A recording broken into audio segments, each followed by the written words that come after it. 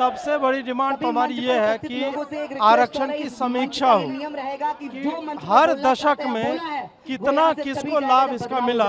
इस पे आज तक हमारे पास कोई व्हाइट पेपर नहीं आया है कि कौन सी जातियां अच्छे स्थिति में गई और कौन बुरी स्थिति में। एससी में 1000 जातियां ऐसी हैं जिनको आज तक आरक्षण का कोई लाभ नहीं मिला। ओबीसी में भी 1000 जातियां ऐसी हैं जिनको आरक्षण का लाभ नहीं मिला है। तो पहला तो समीक्षा है। दूसरा है कि बेयर मिनिमम मार्क्स एक डिसाइड होना चाहिए। जो जनरल कास्ट के लिए मान लीजिए कट ऑफ 70 जा रहा है तो आरक्षितों के लिए एट मोस्ट 10% का गैप होना चाहिए। वो भी ना हो तो ज्यादा अच्छा है। आप आर्थिक रूप से आरक्षण दे दो। जितने भी लोग जो भी लोग हैं जो विकट गरीबी में, जैसे भंगी है, पासी है, मुसहर समाज के लोग आते हैं, इन लोगों तक आरक्षण पहुंचना चाहिए। उसके बाद कोटा विद इन कोटा, उसी में 15% कोटा है तो आप उसमें बांट दो कि समीक्षा करने के बाद कि किन लोगों को सबसे अधिक लाभ मिल गया उसको आप कम कोटा कर दो, जिनको नहीं मिला उसको ज्यादा कर दो। ये सारी चीजें, ये बेयर मिनिमम है जो होनी ही चाहिए। अगर ये नहीं होगा तो हम घर घर जाएंगे, लोगों को बताएंगे, हमारे पास और कोई विकल्प नहीं बचता है। देखिए, हमारी सबसे बड़ी डिमांड तो ये है कि सरकार एक वाइट पेपर लेकर के आए कि अभी तक जो तुमने ये 80 साल तक आरक्षण दिया है, जिन जिन को दिया है, और उनकी संख्या बढ़ती ही जा रही है, मतलब लोग बैकवर्ड होते ही जा रहे हैं, तो इस पर एक वाइट पेपर लाओ कि भाई इससे लाभ किसको मिला है। ओबीसी में 3-4 जातियां हैं जो 70-80% आरक्षण ले रही है। एससी में भी सेम है। हजार जातियां इन दोनों समूह में ऐसी हैं जिनको कभी आरक्षण का कोई लाभ नहीं मिला है आज तक। मतलब उनके बच्चे घोंघा चुन करके खा रहे हैं, चूहा पकड़ के खा रहे हैं। मैं बिहार से आता हूँ, मुसहर समाज के बारे में अगर कोई जानता हो, नहीं जानते हैं, सर्च कीजिए कि उनकी कितनी विकट स्थिति है। उनके बच्चों को कोई आरक्षण नहीं मिल रहा है। क्यों? क्योंकि उन जाति समूहों के नेता भी नहीं। नेता भी आप देखोगे तो जाटव का ही है, नेता आप देखोगे यादव का ही है, जाट का ही, गुर्जर का ही। जो इन जाति समूहों में सबसे घटिया स्थिति में है, उन लोगों के नेता तक नहीं, नेता नहीं है इसलिए प्रेशर नहीं बनता है, और वो कभी भी एक्चुअल लाभार्थी तक नहीं पहुंचता है जहां पहुंचना चाहिए। पहली डिमांड वाइट पेपर लाइए, हर दशक दर दशक क्या लाभ किस जाति को पहुंचा है उस हिसाब से कीजिए। दूसरी डिमांड है कोटा विद इन कोटा, जिस पे सरकार ने अभी कहा कि हम उसमें क्रीमी लेयर नहीं लागू करेंगे। लागू करना पड़ेगा, नहीं करोगे, अरे यार आप दूसरे को बुलाए, बाद में आते हैं। हाँ सॉरी। दूसरी डिमांड जो है हमारी वो ये है कि कोटा विद इन कोटा हो, जिसपे गवर्नमेंट ने अभी जस्ट बोला है कि हम क्रीमी लेयर जो है हम नहीं लागू करें। क्यों नहीं लागू करोगे यार?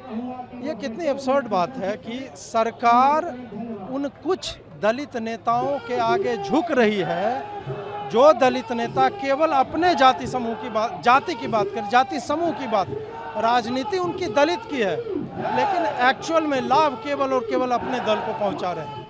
तो हमारा ये कहना है कि भाई कोटा विद इन कोटा होना चाहिए। 15% एससी है, उसमें 3% उनको कर दो जिनको अभी तक मिलता रहा है, सबसे अधिक मिला है। 12% बचेगा, उसमें 1, 2, 3 कर सकते हैं आप, 4%, 3%, 6% ऐसे करके, ताकि एक्चुअल में जिसको चाहिए वहाँ तक पहुँचे। तीसरा डिमांड है मिनिमम मार्क्स का।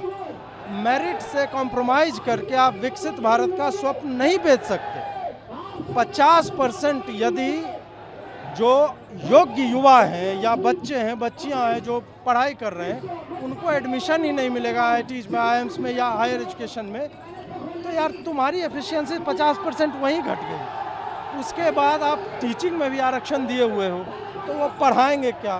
फिर आपके जो लोग हैं वो भाग जाते हैं बाहर, काहे कि उनको अच्छा रिसर्च के लिए मिल रहा है। आपने रिसर्च की फंडिंग इतनी लिमिटेड कर रखी है कि वो रिसर्च नहीं कर पाते, तो क्या करेंगे? और उनको मैं भगोड़ा नहीं कहूँगा, वो यार माता सरस्वती ने मस्तिष्क दिया, उसका यूज कहीं पे कर रहे, मानवता की भलाई के लिए, चाहे US में रिसर्च करें, कहीं पे करें, हम वहाँ पे उनको हेल्प नहीं कर रहे हैं। तो इसलिए मिनिमम मार्क्स जो है वो मेरिट से कॉम्प्रोमाइज़ नहीं होने दें, वो कर दें। फिर एक रास्ता है EWS को SC के एट पार ट्रीट किया जाए। जिस वर्ग की परिभाषा में इकोनॉमिकली वीकर लिखा हुआ है उसको ना तुम फॉर्म खरीदने में सहूलियत दे रहे हो, ना तुम उसका हॉस्टल फीस माफ़ कर रहे हो, ना कोर्स फी उसका माफ़ हो रहा है, तो भाई तुम उसको रिकॉग्नाइज करके क्या क्या लॉजिक है इसका। और उसका कट ऑफ भी ऐसा नहीं है कि बहुत ज़्यादा डिफरेंस रहता है जनरल से, लगभग एट पार ही रहता है।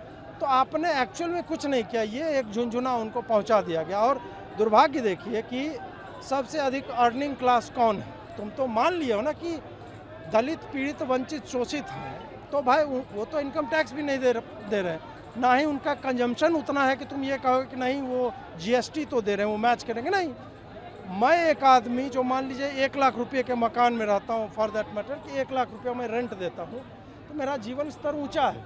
मैं कार खरीदूंगा, उस पर जीएसटी दूंगा, पेट्रोल पे दूंगा, सरसों तेल भी मैं ज़्यादा खाऊंगा, हो सकता है मैं ऑलिव ऑयल खा रहा हूँ, भाई मीट कंजम्पशन मेरा ज़्यादा होगा, तो जीएसटी में ज़्यादा। और जो गरीब है, जो जोड़ रहा है कि 50 रुपये में मेरा पूरा दिन निकालना है, 50 रुपये में कहाँ जीएसटी, कितना जीएसटी दे रहा होगा, तो वो भी लॉजिक फ्लॉड है। तो कमा करके हम दे रहे हैं, जिससे एजुकेशन सब्सिडाइज हो रही है। किसकी सब्सिडाइज हो रही है?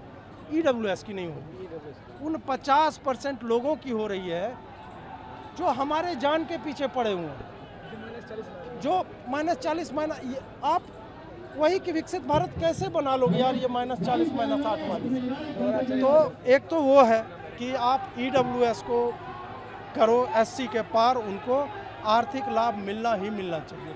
ये बेयर मिनिमम 4-5 बातें हैं जिससे एक्चुअल में एससी, एसटी, ओबीसी कोई हानि नहीं होने वाली है। इस वर्ग को जो आज सड़कों पे आया है और आगे आने वाले समय में ये जंतर मंतर कितनी जगह पे जाएगा, ये संभवतः सरकार को पता नहीं है।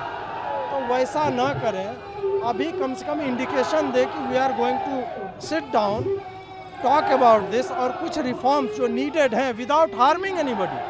एक्चुअल में हम कह रहे हैं रिफॉर्म करो, जिसको आवश्यकता है उसको दो, हमें कोई समस्या नहीं। इन सब बिंदुओं पे विचार कम से कम चालू करें, ये हमारी डिमांड है। मैसेज यही है कि आप जहाँ पर भी हैं, सबसे पहले इन्फॉर्म कीजिए अपने आप को, जस्ट टॉक अबाउट इट। जितने बिंदु मैंने बोले इन पे मनन कीजिए आप। और आरएचए आंदोलन का पेज है, इंस्टाग्राम पे, ट्विटर पे, बहुत सारे पेज है, मैं कहता हूँ सबको फॉलो कर लो, मेरा ही पेज फॉलो मत करो। टॉक विथ डेटा कि आईआईटी में एससी का 0 फी है और एक सवर्ण जो निर्धन है 12 लाख उसको देना पड़ता है, वो लोन लेगा। लोन में भी एक सवर्ण को लोन मिलने में नाको चने चबाने पड़ जाते हैं, क्योंकि वो गरीब है, वो कोलेट्रल क्या देगा, एजुकेशन लोन का जो भी रखना होगा, माँ बाप का जमीन का कागज। और दलित जो है उसको तुरंत लोन मिल जाता है। मतलब हर रास्ते पे सरकार ने चेक पॉइंट्स बनाए। तो आप अपने आप को इन्फॉर्म कीजिए, चिंतन मनन कीजिए इस विषय पे, लोगों से चर्चा कीजिए, और फिर चुनाव के समय में जो व्यक्ति आपके इन बिंदुओं को फुलफिल करता दिखे, इंडिपेंडेंट ही कैंडिडेट है या वो भाजपा का ही है, कांग्रेस का है, जिसका है, जो इस बात पे बोले कि हम आपकी लड़ाई लड़ेंगे, लिखित में दे,